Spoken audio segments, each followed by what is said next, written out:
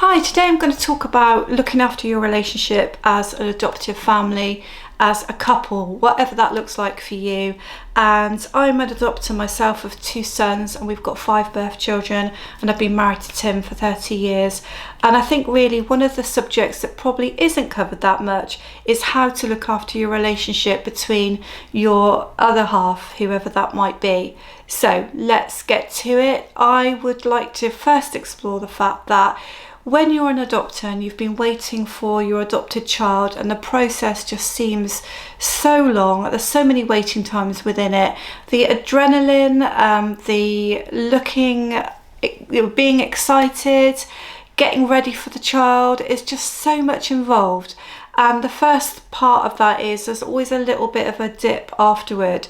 Now, it might be that one of you feels like it or you both do, but there's always a lull where it's all happened, the child is there, and it's kind of like a mini depression that can happen afterward, after that honeymoon period is over. And it's something to look out for you or for your other half if you're a little bit down. And I think sometimes we forget that we're so invested in our children, and this is for any parent. We're so invested in children and we want to do the best for them, and so we get ourselves really hyped up, and then the child comes, and that can be the moment when things do start to struggle quite a lot. Tim and I had a different experience in the sense that we were already fostering our boys and we'd already gone through a lot before we actually had them back from other adoptive parents where it didn't work out, and so we had them quite a while before we then finally adopted them. And so we didn't have that kind of lull afterward, but we've had it lots of times when we've been fostering and adopting. The excitement of a child coming into the home when you're fostering is very similar. You don't have that much time actually to prepare, and the child is there, and everything then is around the children.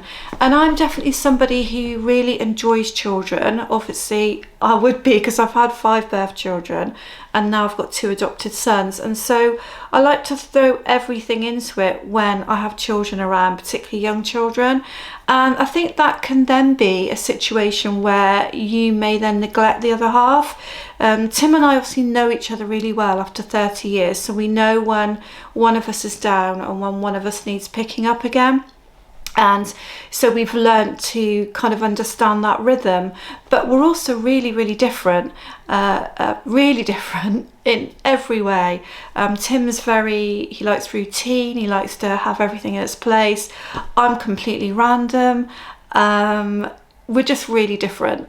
It kind of works, but we have to obviously look out for each other quite a lot. And there have been many times when we've neglected each other because we're concentrating on either the adoption process, the fostering process, children, or children will come between us as well. So that's something else I want to talk about with you, is children can come between you in your relationship when you're parenting. When you first adopt, if you're adopting a very young child, I think the thing that will get to you first will probably be tiredness. So you just have to look after each other. You have to say to the other one, do you want to go off and have a bath now? Do you want to go out for a walk? Do you want to go and do something with a friend? And then it has to go the other way around again. You definitely both need time away from the house and away from the child. And even if that means you need to go to bed for a rest. To start with, tiredness, and that probably starts from the minute that you have, in the UK we call it introductions. It's like a transition process. You may be in a different country and it might work differently for you, but from the moment you start to meet the child, to get ready for that child to come into your home, it's exhausting because you are so emotionally invested in that moment that physically it's more exhausting than you can ever imagine.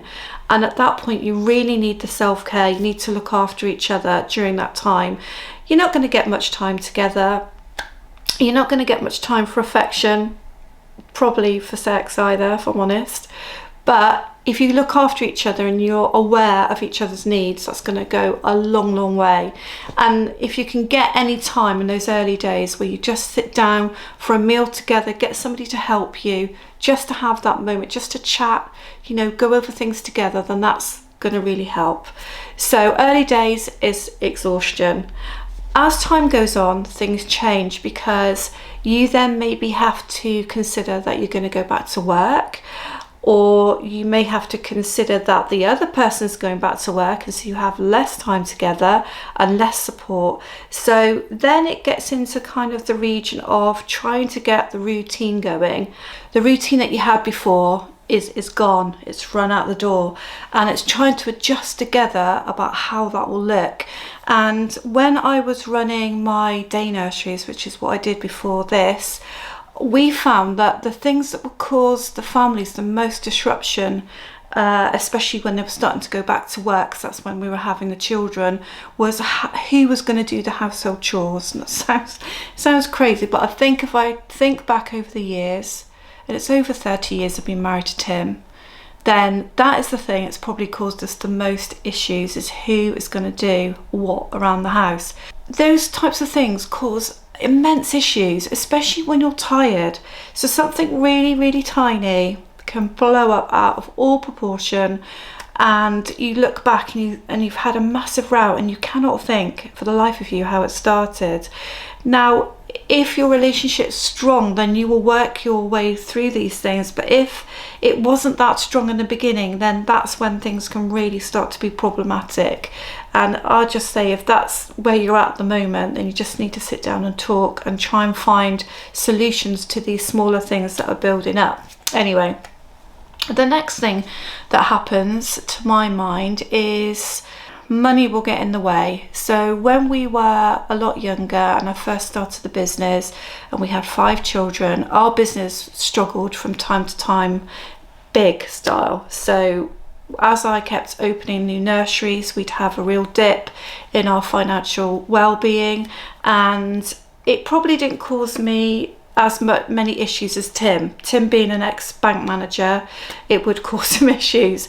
And that financial pressure of, sometimes having to think about whether you had enough money to buy your child a new coat for school, or, whether you had enough money for basics, that type of pressure can really put a lot of, a wedge between you and your other half, even though it's not their fault. Again, financial pressure, money is a biggie, and I think lots of couples would separate, divorce because of financial issues. And when you're younger, this is the anomaly of it, you tend to get your finances sorted out as you get older, and when grandchildren start coming along. Normally, not always, but things are not as complicated. But when you're a young couple, then that is when it is the most testing for you. And obviously when you're adopting, you possibly will be younger than me, and so you've got all that to worry about, finances. And all I can say is time together again, looking at them. When you look at it, that some of the outgoings that you have, which you've almost created over time, need to be looked at, and maybe some of the things that you thought you needed, it could be a second car, or you thought that it was best to go back out to work, and actually it's not as financially viable because of your costs for childcare, all sorts of things you could look at. But again, sometimes I just think it needs that conversation. So all of these pressures mean less time together, of course, and that's what you've got to fight for your life, to try and get some time together. And that doesn't mean necessarily date night, it just means maybe half an hour sat down at the kitchen table or whatever, just having a conversation. Because you can get to the point, I'm not going to lie, where your children become everything, and you forget about all the things that you fell in love with your other half, and you forget what your partner means to you and how much you love them. You forget. It just becomes like a distant memory. In your heart it's still there, but you start to forget.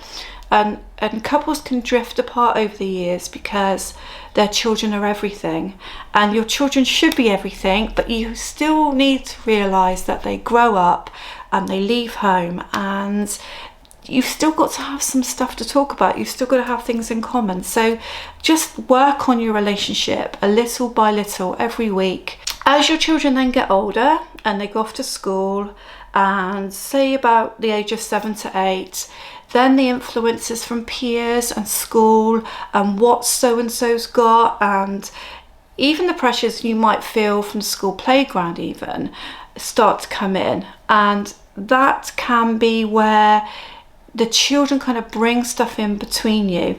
Now, we have some quite artful children sometimes that know how to manipulate us and get between us. So they'll come to one of us and ask for something, and that person has a kind of specific view on it, but they'll know that the other person probably will say something different.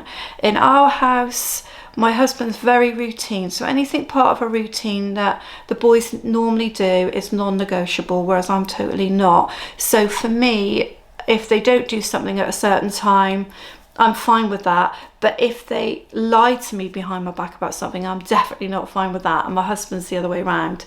I'll say to my husband, did you say that? He'll say to me, did you say that? And we then find ourselves arguing about it.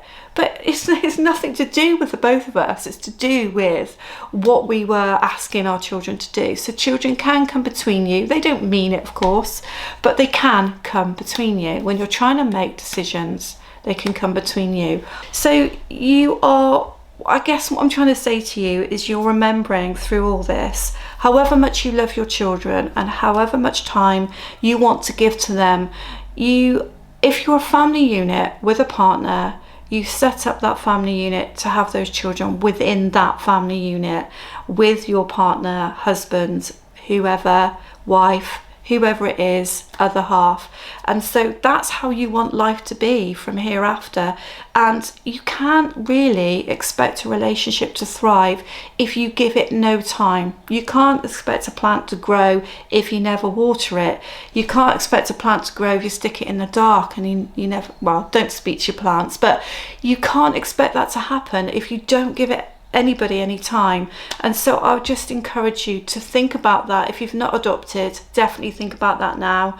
If you're in the early stages, I'm sure you'll see that some of the things I'm saying is what's happening to you, and people won't want to talk about it with you won't want to talk about it. It's private. If things aren't going great between you and your other half, it's private and you're not really going to share it. Most people don't. But if you can see that you're in one of those stages, then take time now to try and work on it. And I guarantee that later into the future that you will still be, I don't guarantee, but hopefully you will still be with your other half in 30 years time. So thanks for listening. My channel is all about adoption support. So all about bonding and attachment, adoption and parenting, questions adopters ask, checklists, they're all on there. So please take time to subscribe. Thank you.